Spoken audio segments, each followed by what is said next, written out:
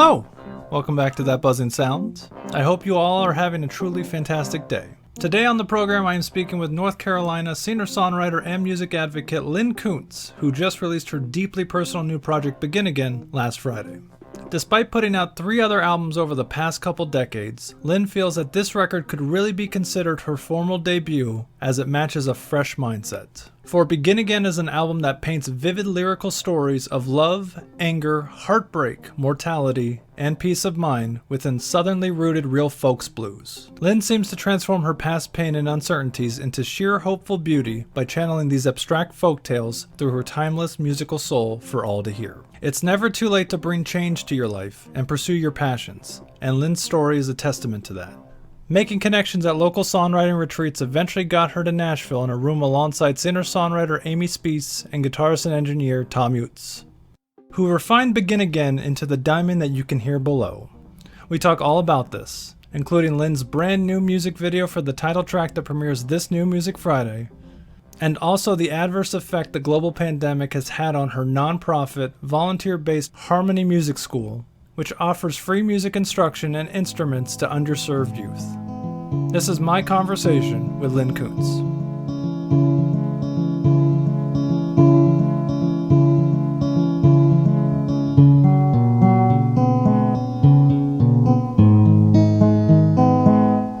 Good morning, Lyn. Thank you so much for being here. I'm glad to be here. Thanks for having me. Congratulations on Begin Again, your brand new record, which drops in a few hours as of this recording. What kind of feelings are going through your mind right now as the world is about to hear it? Oh my gosh. I thought that the release date was just, you do all the work kind of before the release date comes. And so I thought, well, this is good. This is sort of like my Kickstarter. Once the actual day goes that you kick off your Kickstarter, the work has been done, or a lot of it has. And I haven't been able to sleep the last couple of nights. I just keep round and round. Have I done everything?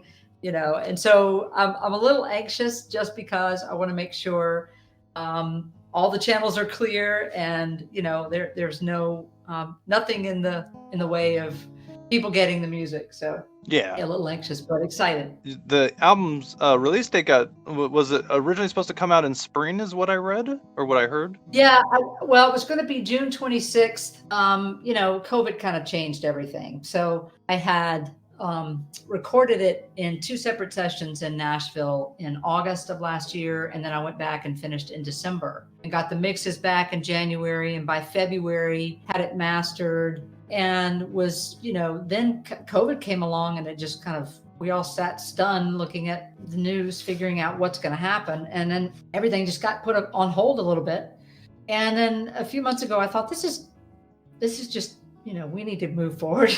I can't just sit on this, right? So I'm so excited about it. So despite COVID and releasing it into a virtual world, I just decided, I'm going to do this and see what happens. Is that when the Kickstarter kind of clicked off in your head to help finance everything? Yeah, I knew I was going to do a Kickstarter. Generally you do a Kickstarter several months before your release, and mine just sort of bumped up against each other just because of timing. And so it's been a little, they're close. The Kickstarter just finished about 2 weeks ago. Yeah, and I saw it raised over 17,000. Yeah, with checks in the mail, it was over 18. So I was really, really excited. Ooh. Yeah. And I'm sure that paid for the brand new music video, which... Yes, well, that will be next week. So the music will come out tomorrow, and then we'll premiere the video in a week or so. The music video is beautifully shot. Thank you. The camera work was great, and then her dancing was just like spot on. And I heard that you really love the art form of dancing. Oh my gosh, I love to watch people who know how to dance, whether it's an 80-year-old couple ballroom dancing or kind of modern dance, really anything. I just think it's an amazing art, and I love to watch someone move. Did you do any dancing as a kid? Because I know you did violin and was a music virtuoso as a child. I don't know about that. But no, I did not. I was not the dancer kid. That's for sure. I was too busy taking lessons and practicing. So no dancing for me. It's just something that just inspires you. And yeah. I think because the realm of possibility of me being a dancer is so far fetched that I'm in awe of someone who can you can do that, and then the practice and the rigor that takes. You're talking about hiking. Yeah. Imagine practicing and being in it, 8 hours a day. It's an amazing thing to me, and it's just beautiful. Yeah, I can only imagine what that does to someone's body and over a lifetime. But that's Yeah. something that I don't like to think about because it's beautiful at that moment. Um, so tell us what the initial approach to the project was, because again, you've released a few records so far, but like nothing has felt to me as personal as this particular project. You are exactly right. So I've been involved in music and have released 3 previous records, but not with this kind of focus. And so I've been like I said, involved in music all my life. I've taught music but always had this singer-songwriter career kind of in my back pocket that I, kind of just thought one day.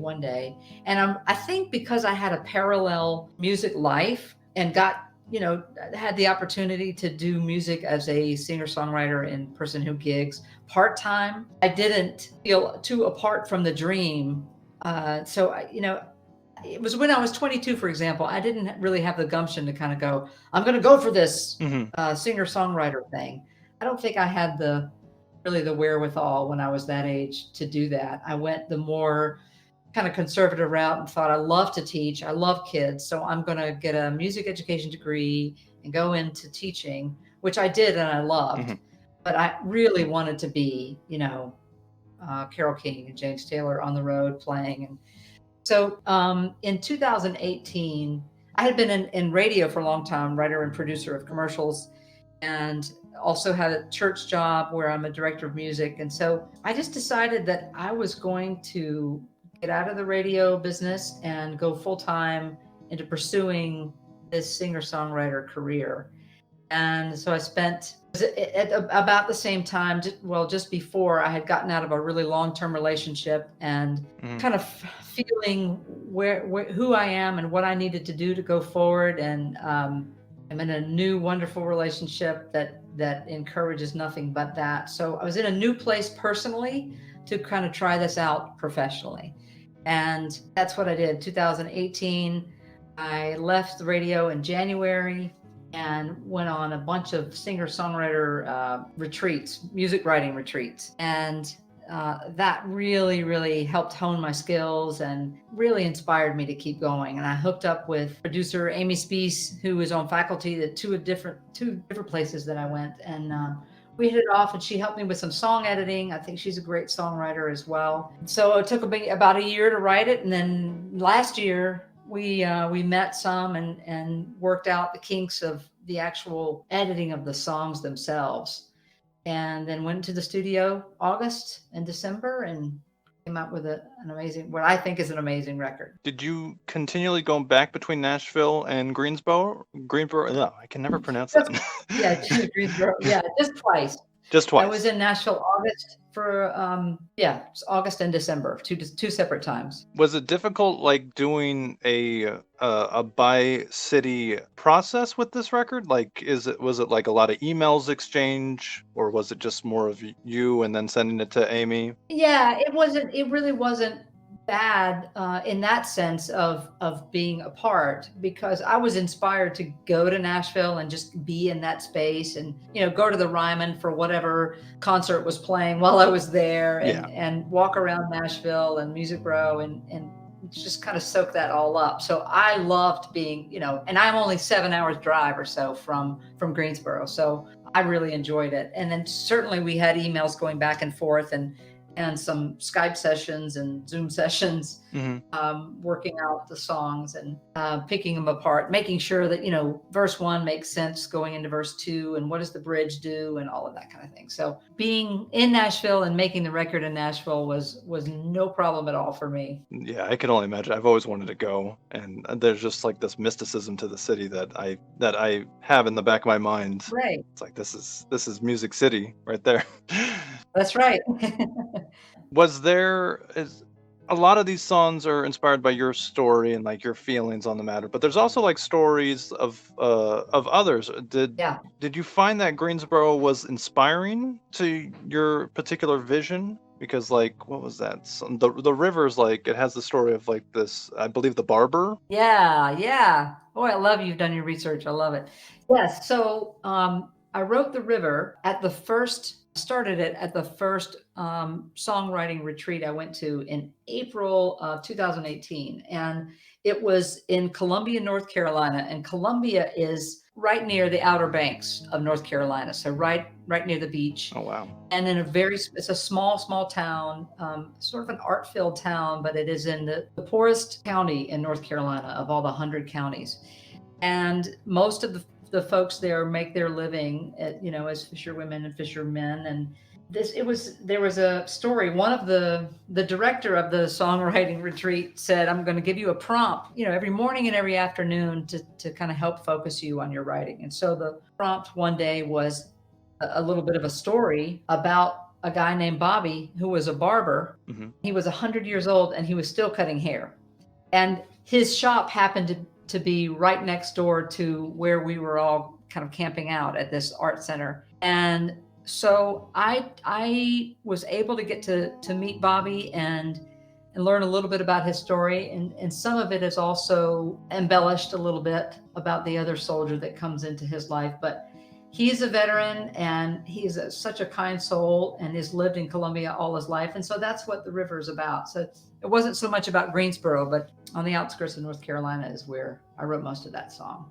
I found one of the most striking songs on the record, The Park, and I was just curious what inspired that one. Wow. Because it's about like children. It's like you go to a park and it's like, yeah, that was a pretty personal song. When you go through a separation after over 15 years, and this song was inspired by a little girl who I helped take care of from the time she was born until about the time she was 10. Just off and on was just a big part of her life and she of mine.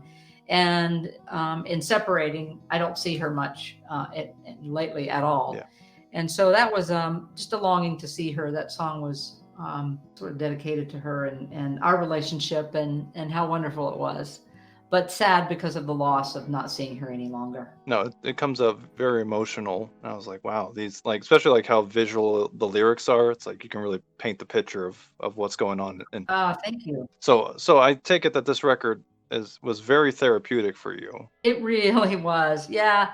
And one of the things that I've always admired about other songwriters is to get the subject matter off of them when they can write about other things and really move you just as if they were writing about themselves. And so I tried to get a balance between making it all reflective and personal. Yeah, but I think that this was what I needed to do at the time. And so these songs really are therapeutic. And you know what? The therapy happens for me when I see people react to them. There is nothing like a live audience, whether it's 10 people or 1,000, give you that kind of energy back and take away the feeling that you put into writing the song. There's nothing like that. And that's been helpful too. And of course I was singing the songs before COVID and sort of premiering them a little bit and peppering my set list with a few new songs, and it got some really good feedback. And so that really, really helped. I felt like, okay, I'm on the right track. I'm saying the right things. I'm processing this in a healthy way and in a way that other people can relate to. Yeah, COVID hasn't really stopped you. It seems like you've continued to do live performances on Facebook and live streams, and you continue to promote the project. It seemed like how was it embracing social media the way that you do? Because it's something that's very admirable. Like even I don't post as much as some of the stuff that you do. Well, I will have to say I've gotten some help from that. It's great to surround yourself with a team of experts who know Right. what they're doing in that realm. But I also feel like it's really important, and I do a lot of that posting myself because it's really the best way to continue to be in front of the people who you have relationships with, whether you know them or whether you don't. Yeah, so I am trying to increase my following, and I feel as though anybody who listens to the record really can resonate with it. And so I really want to get it out there, and social media helps me do that. And live stream performances as well, obviously. Yeah. Yeah, a lot of my past interviews have said that like you don't really feel an energy, but have you ever felt an energy when you got in front of the video screen and the camera? Yeah, it is. They're right. I mean, I feel the energy while I'm singing, Mhm. but it is a little awkward when you're finished because you're used to having a few people at least clap, right? Yeah.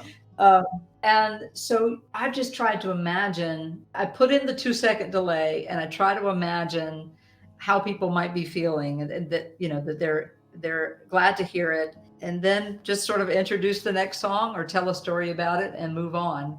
Just hope that that is there on the other side. Yeah, is it really strange releasing music in this current environment with like no possibility of touring? Because I know you were supposed to open for the Indigo Girls in North Carolina when they were coming through, Yes. and it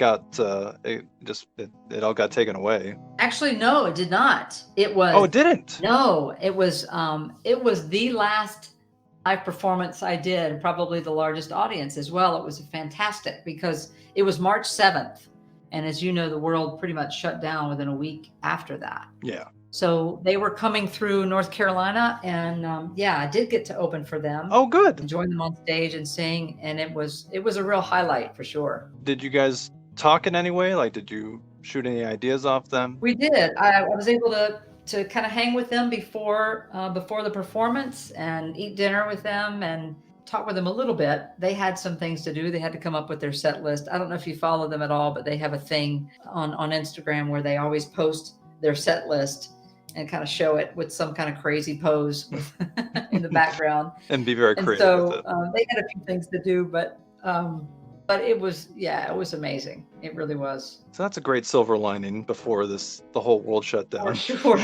So Yeah. did the COVID world changing that affected the Harmony Music School as well, right? It sure did. Yeah, we obviously abided by the guidelines that our state put in place. And generally, what the Harmony Music School does, it's not affiliated with the county school system, but we follow their lead. And so when they shut down, we did the same. And obviously, we don't meet in the summer, so we were out from mid-March Yeah. through May, beginning of June, and then decided to try and ramp up things in January. So who knows where we'll be in January, but that's the hope, is to get the kids back and playing and teaching in January. Have you been in contact with them? Like, have you like continued to like try to foster their musical flames, or is it more of Absolutely. It's hard. We worked with underserved youth who have sometimes limited availability with bandwidth, for their internet access, limited devices. And so all of my teachers are volunteer teachers. And I've encouraged them, even in the midst of them trying to keep things going with their own lives, to at least continue the relationship with the kids, whether it's a text here or a, hey, how you doing? Hope you're doing okay. Keep practicing kind of thing. Mhm. It's been difficult, but we maintain communication, but certainly not a whole lot of music communication. right? I hope we can get that back going in not too long from now. And this might be a weird question to ask, but do you feel like this has been, even though I know you've been very focused and you on like teaching and being like this this beacon of inspiration and joy when it comes to music, has it been kind of nice to just be able to focus on this project during this time period? Is it, do you find it as kind of like a weird coincidence? That's exactly right. I have felt like, what would I have done if all of the rest of my life was sort of up and running full speed? I'm also getting married in October, and so there has been a lot going on in trying to plan all of this. But I am thankful that I've had some time to do it, and I do have a little bit of other income with my church job, so I am in a much better place than a lot of my colleagues, and I'm very thankful for that. is it hard trying to stay focused on really? It's like you're getting married to two things now. You're getting married to the new project, and then you're also getting married to the love of your life. So it sounds like Yes. so it sounds like it's so there hasn't been any like conflicts of interest when you're as you lead towards the wedding, or has like all the cake tasting stuff. It's actually been fine. You know, someone did say a music release and getting ready to get married are very similar paths. You know, you have the anticipation of it, you have the work that has to do before it, and then you have the actual big day. You know, there are similarities, but no conflict of interest there. We actually went from 100-person wedding to about 16, Mhm. unfortunately, because it's in October. So we decided that back in April or May because we didn't want anybody coming if they we didn't want to put anybody in a position where they wanted to come but didn't feel safe to come. And so we just really scaled it back. And it is an outdoor wedding. So that really helps. Oh yeah. So a lot of the detail of that would have had, with 100 people has been scaled back and has made planning a lot easier. So that's good. And it sounds like it's gonna be a lot cheaper than a big Yes, grandiose. somewhat. Yeah. There's that. What happens next? Are you gonna continue to follow the project? Are you gonna keep doing more live streams, or are you just gonna after now that the baby's been released to the world, are you gonna just sit back and relax for a little bit? Like, Well, that's a really good question. I've had a couple of folks ask me that, and I'm not really sure. I've been so focused on the preparation and the getting it, getting a PR team in place and help with social media and getting ready for the music release and knowing in the back of my mind that venues are not booking people, I haven't really focused on, oh gosh, what happens after the record is out? um, so I'll continue to promote it and try to get some, continue to try to get some press with it and get it Mhm. into the hands of people that I think would enjoy hearing it and that maybe can take it further. But I'm also continuing to write. So I'm looking out into the future of down the road, a next record down, I don't know, in the next couple of years anyway. Yeah, just let this one sit for a little bit, and also you can expand it and maybe do some bonus Sure. tracks later, or the live acoustic. Yeah, and just release them as singles, actually, Hmm. for And more sure. music videos. That's right. um, I did want to ask: is there anything you would change about the first steps of your journey, looking back on, You have a specific part of the begin? You mean just in like, the last couple of I years? yeah, just because like, is there anything that you would really like change? Like, because I know eventually it all got you to this point, and Yeah. and it's probably the happiest you've been in your life. It's like everything seems like it's fantastic.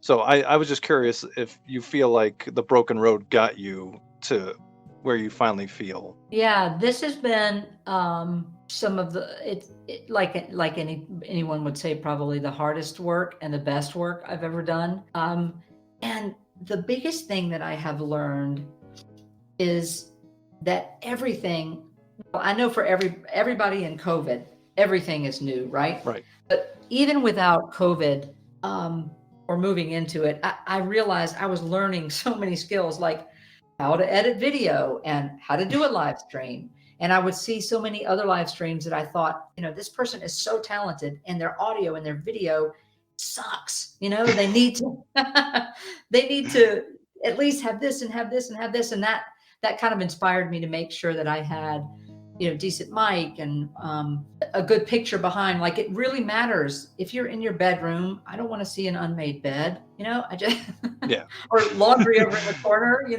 That's a personal thing for me. But I learned to try and see me from the other person on the other side of the screen. And so I learned a lot about how to work that from both angles. I've learned just the social media platform in general, getting your music on Spotify and all of the steps that you have to take. And somebody says, "Oh, you got to do this." Well, I'm like, I don't know how to do that. Well, let me figure it out. Let me Google. Let me YouTube. I've had more tutorials about how to do stuff, so to speak, than I ever have. And so they don't have many great tutorials on writing your best song, but Yeah. I have real people in my life to help me with that, and real inspiration for sure. So there really isn't anything I would change, except to know going in that, hey, Lyn, this is all going to be new territory, and you are starting from scratch. So buckle up and be prepared to do the work. But it's just been a fantastic journey. And so much of that is just where I am in my life personally, in a space and in an energy that's just one of encouragement and just getting rid of any drama in your life and moving forward and focusing and making goals. Yeah, it's been really a fantastic journey. And I just hope it keeps rolling. I think it will. I think there's great things on the horizon, especially with this project. Thank you. I love my time with it. I really appreciate you saying that. Thank you, Lyn. Hopefully everyone's listened to the record, but to the people that have not listened to it, the mic is yours. Give them the final word, and thank you so much for being here. So Begin Again is a stories of certainly new beginnings, some endings and adventures in between. And it is a contemporary folk record that I hope you can work your way through with and resonate with as you listen to what are some really personal songs. And I thank you for buying the record.